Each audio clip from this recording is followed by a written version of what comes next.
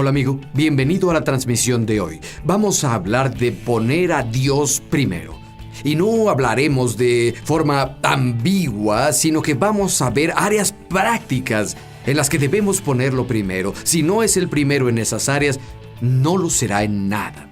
Te abrirá los ojos. Toma tu Biblia y comenzamos.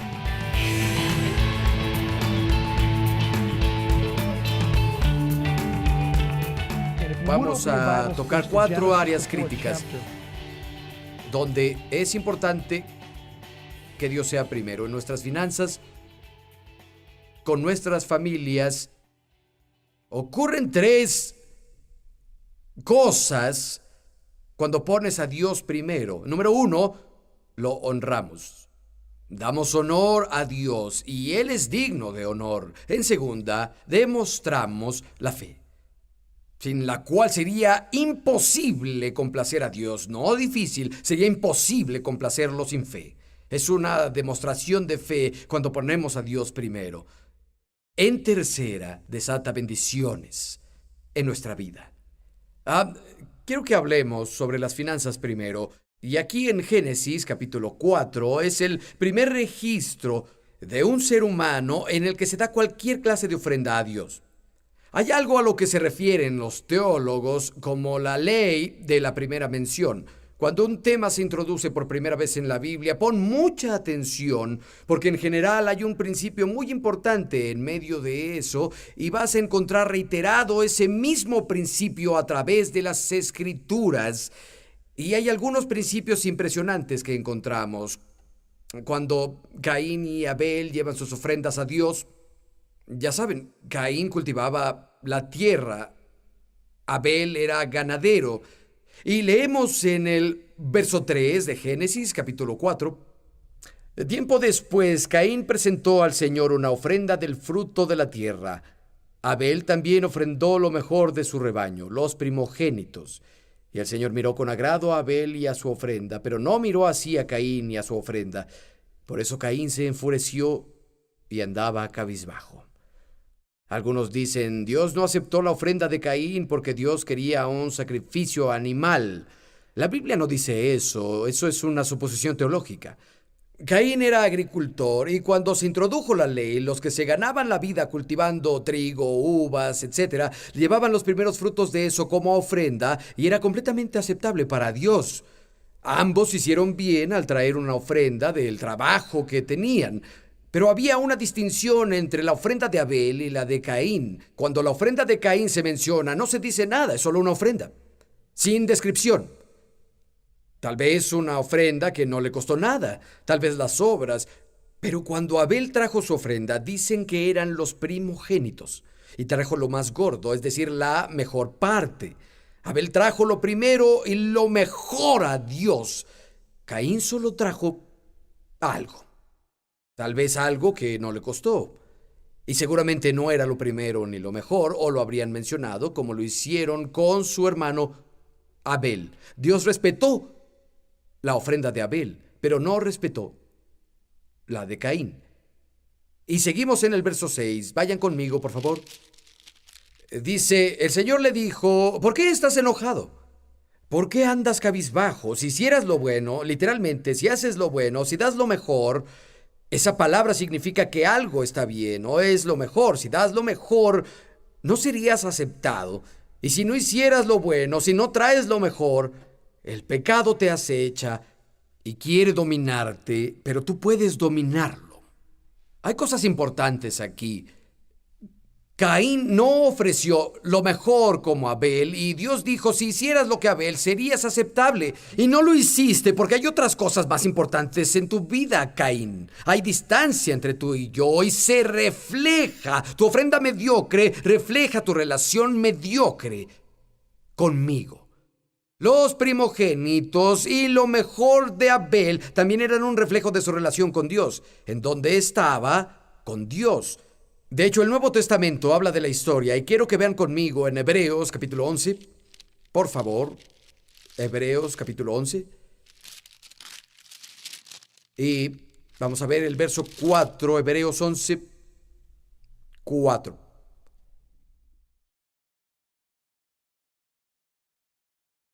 Dice, por la fe, Abel ofreció a Dios un sacrificio más aceptable que el de Caín, por lo cual recibió testimonio de ser justo, pues Dios aceptó su ofrenda y Abel por la fe, aun muerto, habla todavía. La ofrenda de Abel fue mejor. Eso literalmente es un sacrificio mejor. Y como dice, dio sus primicias y lo mejor. Caín no. Y lo encontramos confirmado en el Nuevo Testamento. Dice que no solo fue un acto de fe que Abel llevara a Dios su primicia y lo mejor, sino que confirmó su justicia, lo que significaba que tenía una relación correcta con Dios. Su ofrenda le sirvió de testigo o reflejo de dónde estaba con Dios. Tenía una relación correcta con Dios reflejada en la ofrenda que dio. Le dio a Dios su primicia porque Dios era el primero en su vida. A Abel, no Caín, le dio a Dios sus obras porque Dios no estaba en la lista de prioridades de Caín. Y nunca escapamos al principio: donde está tu tesoro está tu corazón. Lo que damos al reino de Dios, a su casa, a Dios, siempre será un reflejo de nuestra relación con Él. Si no le damos las primicias y lo mejor, no es lo primero en nuestra vida, no importa qué digamos. La mayoría conoce la Escritura de Proverbios 3, versos 9 y 10, dice: honra al Señor con tus bienes. ¿A cuántos les es familiar? Honra al Señor con tus bienes, Proverbios 3:9, y con los primeros frutos de tu cosecha o de tu ingreso. Y continúa: así tus graneros rebosarán, tus bodegas se llenarán de vino de nuevo. Claro, desataba la bendición, es una promesa de bendición para personas de la sociedad agraria. Su prosperidad se medía en uvas y en trigo y cabezas de ganado. Y Dios dice: si me honras al darme tus primicias y la mejor parte, yo desataré bendición en tu vida. Toma ese principio. Tal vez no seas un pastor de ovejas, tal vez no cultives maíz para vivir, pero el principio puede transportarse a lo que hace. Dios dice: haré que tu cuenta de banco prospere. Él puede abrir puertas que ningún hombre puede cerrar, darte favor donde no se pueden encontrar. Puede darte conexiones en tu vida que tú no podrías haber obtenido ni en 1000 años. Dios también puede hacer cosas que tú nunca podrás conseguir. Y sí, aún tienes que trabajar. Y trabajar muy duro. Pero Dios le da el elemento sobrenatural cuando lo honras. Honramos a Dios, le demostramos fe y desatamos bendiciones cuando lo ponemos primero. Avancemos a la segunda área donde debemos poner a Dios primero, y es con nuestra familia. Vayan conmigo a Mateo. Estos son versos muy duros, de hecho. Mateo capítulo 10. Pongámoslo primero con nuestra familia. Y vamos a ver el comienzo, verso 34. Mateo 10:34. No crean que he venido para traer paz a la tierra. No vine a traer paz, sino espada. Porque he venido a poner en conflicto al hombre contra su padre, a la hija contra su madre, a la nuera contra su suegra. Los enemigos de cada cual serán los de su familia. El que quiere a su padre o a su madre más que a mí no es digno de mí. El que quiere más a su hijo o a su hija que a mí no es digno de mí. Y el que no toma su cruz y me sigue no es digno de mí. El que encuentre su vida la perderá, y el que la pierda por mi causa la encontrará. Nuestra fidelidad debe ser primero con Dios, incluso antes de la familia. Él debe ser nuestro primer amor. La acusación de Dios contra el sacerdote Elí fue: honraste a tus hijos por encima de mí. Jesús dijo: Dios debe ser primero.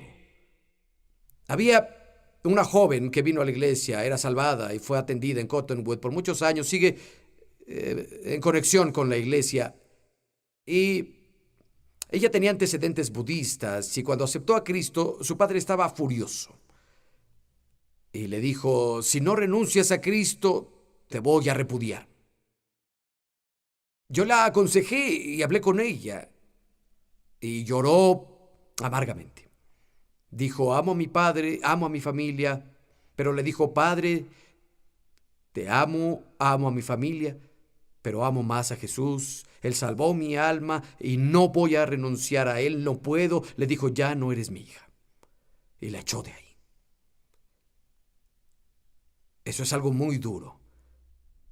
Creo que algunos de nosotros no pensamos mucho en el hecho de que la mayoría de las recompensas están del otro lado. La eternidad es el gran catalizador y Dios nos prepara para esas decisiones. Si pierdes tu vida por Él, la vas a encontrar. Eso dijo Jesús. Tenía un amigo cuando recién fui salvado, un conocido. Era un cristiano indiferente. No hacía nada, gastaba mucho y no impactaba. Y lo invité a ir conmigo a una reunión una noche y un par de amigos más nos acompañaron. Era un predicador evangelista, iba a estar ahí toda la semana. Y la reunión fue fenomenal. Y predicó sobre la autoridad de la palabra de Dios establecida desde el cielo, donde Dios cumple su palabra en su nombre. Puedes confiar en ella.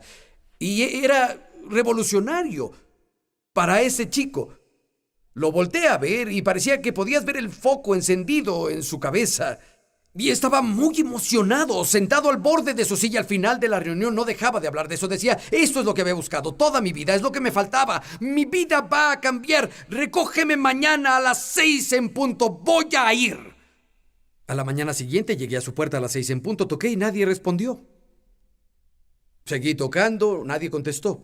Continué tocando la puerta y finalmente abrió cabizbajo. Tenía una depresión muy profunda. Y dije, ¿vas a ir? Y dijo, no. Le dije, ¿por qué? Dijo, mi esposa. Ella no quiere que vuelva a esas reuniones. No le gusta lo que hacen ahí. Dije, amigo, debes ir. Y él dijo, no puedo. Y nunca olvidaré lo que dijo.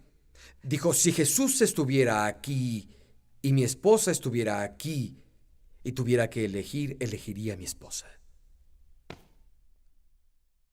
Puedes leer sobre el matrimonio en Efesios y Colosenses, donde dan todas las grandes instrucciones sobre que los esposos amen a sus esposas, las esposas se sometan y cómo tratarse uno al otro. En ambas circunstancias comienza con versos que hablan sobre que Dios sea primero, que te sometas a Dios, seas lleno del Espíritu, dejes que su palabra te llene y luego pasa al matrimonio. Es decir, cuando una relación vertical es fuerte y sana, hará que las relaciones horizontales sean más fuertes y sanas. Dios es primero. Y la idea incluye guiar a nuestras familias a esa mentalidad y convicción de corazón de que Dios debe ser el primero en nuestras vidas. Piensa en lo que Josué dijo: yo y mi casa serviremos al Señor. Yo los voy a llevar a hacerlo. Piensa en Abraham. Muchos años me pregunté, Dios, ¿por qué elegiste a Abraham para que fuera el padre del pueblo elegido? ¿Por qué los judíos? ¿Por qué no los chinos? ¿Por qué no los indonesios? ¿Por qué no alguien de una isla? ¿Por qué no un nativo americano? ¿Por qué no un europeo? ¿Por qué no un africano? ¿Por qué ese chico de Ur de los caldeos?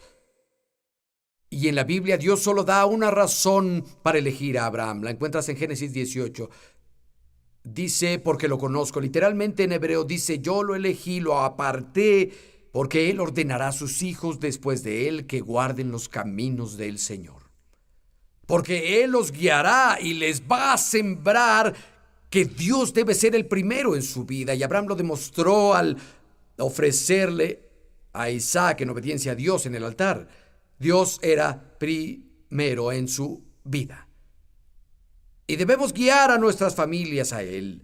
Me duele el corazón por los que crecieron en una atmósfera ultralegalista, dominante, hiperespiritual, en un hogar donde esto era tiranía y fueron obligados a hacer cosas y toda la alegría era succionada de la relación con Dios.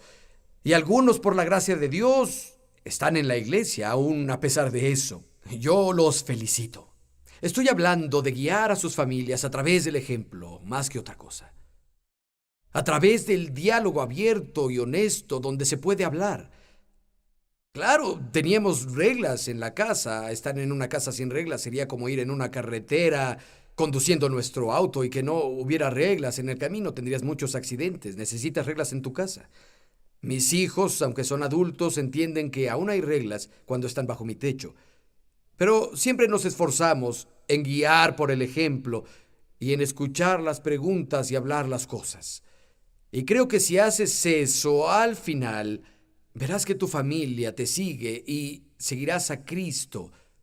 Si pones a Dios primero en tu vida y hablas con tus hijos, por eso vamos a la iglesia, por eso papá lee la Biblia, por eso le damos a Dios los primeros ingresos y verás el fruto de eso en tu vida. Y es más probable que terminen siguiéndote mientras tú sigues al Señor. Pero el Señor tiene que ser el primero cuando se trata de nuestras familias. Y luego, la tercera área tiene que ver con nuestras batallas. Cuando enfrentas un conflicto, cuando estás luchando, ya sea en el área del matrimonio o la salud o algo que sucede en el trabajo, estoy seguro que esta parte aplica a alguien más, no los que están aquí, porque sé que nadie aquí sabe nada del conflicto y las luchas. ¿Alguien más enfrenta conflictos en su vida? ¿Cuántos están luchando en más de un frente ahora? Tienen algunas batallas ahora. Bueno, la siguiente parte es para ti, no para alguien más. Dios necesita ser el primero cuando batallamos. Las Escrituras hablan sobre pelear la buena batalla de la fe. Pero si Dios no está incluido, no es una batalla de fe, porque en una batalla la fe es en Dios. Y si no incluyes a Dios, seguro no es una buena batalla, solo es una batalla. Vayan conmigo a Segunda de Crónicas, capítulo 16, por favor. Segunda de Crónicas 16. De nuevo, mantengan en mente que cuando ponemos a Dios primero, Él es honrado. Y se demuestra la fe. Dios no es honrado cuando lo hacemos nuestro último esfuerzo, después de que todo en la carne ha fallado. Debemos ir a Dios primero. En Segunda de Crónicas 16 habla de Asa, quien era muy buen rey, pero decayó y falló al final de su vida, por desgracia. Verso 12, Segunda de Crónicas 16. En el año 39 de su reinado, Asa se enfermó de los pies, y aunque su enfermedad era grave, no consultó al Señor, sino a los médicos. Está con sus antepasados. Asa murió en el año 41 de su reinado. Y no creo que Dios tenga nada en contra de los médicos. Tenemos muchos en la iglesia que están en el campo médico. Tenemos un ministerio médico que está funcionando aquí el día de hoy. Le agradecemos a Dios por la ciencia médica y los doctores y enfermeras y todas las personas que son médicos en la medicina natural y todo lo demás. Gracias a Dios por ellos. Pero Asa nunca buscó a Dios. No solo no buscó a Dios primero, solo buscó a los médicos. Y murió. Incluso cuando su enfermedad se puso mucho peor, no buscó a Dios. Y creo que tal vez una de las pesadillas de la sociedad moderna y de todos los avances que tenemos en medicina y las cosas disponibles, especialmente en Occidente, es que la mayor parte del mundo no disfruta de estas cosas, de las cosas que consideramos normales. Pero aquí en la cultura occidental tenemos un plan A cuando hay problemas. Si no funciona, vamos al plan B. Tenemos un plan C, un plan D, un plan E. Tenemos seguro, tenemos doctores, tenemos familia, tenemos esto, tenemos aquello. Estamos en el sindicato. Hay cosas diferentes con las que podemos contar. Y también pienso que esas cosas pueden ser buenas y benéficas. Pero hay el peligro de que de pronto cambiemos nuestra confianza en Dios a todas estas otras cosas, y cuando hay problemas, buscamos todo lo demás primero y Dios se vuelve nuestro último esfuerzo. Después de que falló el seguro y los doctores y el sindicato no puede ayudar y nuestros amigos tampoco, tenemos el plan A, plan B, plan C, plan D, plan E, plan F y llegamos al plan G, Dios. No estoy diciendo que Dios no te vaya a ayudar. Si ese fuera el caso, Él tiene gracia y es sufrido y misericordioso, lento para la ira, pero no lo honras cuando lo dejas al final. No es honrado cuando ya pasaste por todo y todos los demás primero y solo vas a buscar a Dios después de que fallaste en la carne. Debemos ir a Él primero cuando enfrentamos el conflicto. La historia en Segunda de Reyes, capítulo 1, el rey de Ocosías quien se cayó por la ventana que no estaba asegurada en la parte superior de la casa y se lastimó mucho. La Biblia dice que mandó a los mensajeros a la ciudad de Ecrón, la ciudad más al norte de los filisteos, para preguntarle a su dios pagano si se iba a recuperar. Y cuando los mensajeros se iban, Elías el profeta los interceptó y les dijo: díganle a Ocosías esto: ¿acaso no hay Dios en Israel que vas al Dios de Ecrón? Díganle a Ocosías que no se va a recuperar. Y la pregunta resuena en mi corazón y en mis oídos: ¿no hay Dios en Israel? ¿No hay Dios en la iglesia hoy? Las naciones están cayendo a sus pies. Tus problemas no son un problema para Él y debemos ir a Él primero, antes de todo. Si haces eso, descubrirás que no tienes que hacer muchas de las cosas que estabas intentando hacer. Oración y la palabra, las promesas, antes de la ayuda terrena, de la sabiduría humana. Y sí, Dios usa las vasijas humanas para darnos sus respuestas. Sí, usa a las personas como instrumentos para darte muchas veces. Y gracias a Dios cuando lo hace, pero es verdad que si no pedimos, no recibiremos. Vamos a ver un par de páginas en Segunda de Crónicas, en el capítulo 20. Veremos algo ahí en unos momentos. Y mientras buscamos, quiero relatarles una historia. Había un granjero en el oeste. Hombre de Dios, tenía 6 hijos. Los crió en el temor del Señor. Y sus 6 hijos terminaron sirviendo a Dios y poniendo a Dios primero. 2 de ellos se hicieron médicos, 1 es abogado y 2 son maestros de escuela y 1 terminó siendo granjero, o tal vez 2 de ellos son granjeros, pero en fin, todos ellos eran personas productivas y criaron a sus familias en el temor de Dios. Y lo aprendieron de su padre. Siempre que había conflictos, siempre que había problemas, iban primero a Dios. Uno de los niños se enfermó. Uno de sus hermanos dijo: papá, vamos a llamar al doctor. Y él dijo: llamaremos al doctor si lo necesitamos, vamos a hablar con Dios primero. Se arrodilló junto a la cama del niño enfermo y oró. Y 9 de cada 10 veces tenía una recuperación y nunca necesitaron al doctor. Una vez se descompuso el tractor, justo antes de la cosecha. Y ya lo habían reparado varias veces, una y otra vez, y finalmente no sirvió. Y un hijo dijo: papá, tenemos que ir al banco por un préstamo para un tractor nuevo, ya casi es la cosecha. Él dijo: iremos al banco si es necesario, pero debemos hablar con Dios primero. Y reunió la familia y todos se arrodillaron y vaciaron su corazón a Dios. Al día siguiente, un granjero local pasó y dijo: oí que su tractor ya no sirve. Tengo uno nuevo y el viejo no tiene nada malo. Me gustaría vendérselos. Se los venderé a 3 años. Pueden pagarlos sin intereses. No quiero cargarles el interés. Y tienen que hacerme el primer pago hasta que tengan la cosecha de este año. Dijo: gracias, lo compramos.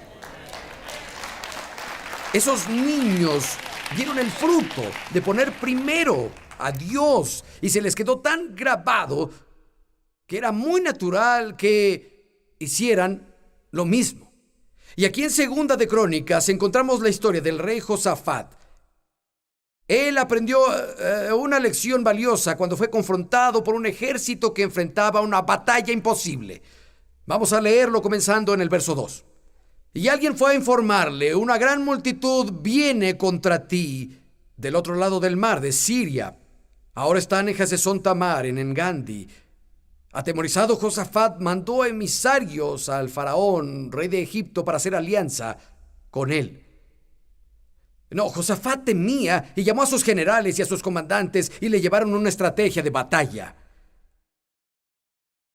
Atemorizado, Josafat decidió consultar al Señor y proclamó ayuno en toda Judá. Fue a Dios primero. Y vean el resultado: se unió todo el pueblo de Israel. Estaba orando y buscando a Dios. En el verso 15, un profeta habla por el Espíritu del Señor y dice: escuchen, habitantes de Judá y habitantes de Jerusalén, y escuche también, majestad, así dice el Señor: no tengan miedo ni se acobarden cuando vean ese gran ejército, porque la batalla no es de ustedes, es mía. El Señor les dio las instrucciones y dijo: no se muevan, vean la salvación de Dios, quien está con ustedes, no tendrán que pelear. Y hubo una liberación sobrenatural. Y así descubrirán que al ir a Dios primero, no tendrán que pelear la batalla que pensaron que tendrían que pelear. Dios intervendrá en formas que ni siquiera imaginan posibles.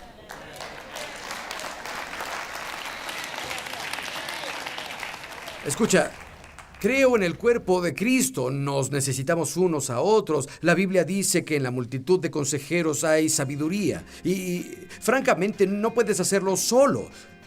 Tú y Dios son mayoría, pero necesitas a otras personas, pero debemos ir a Él primero. Antes que a otras cosas, no dejes a Dios como lo último de la lista. Eso lo honra, demuestra fe, desata bendición.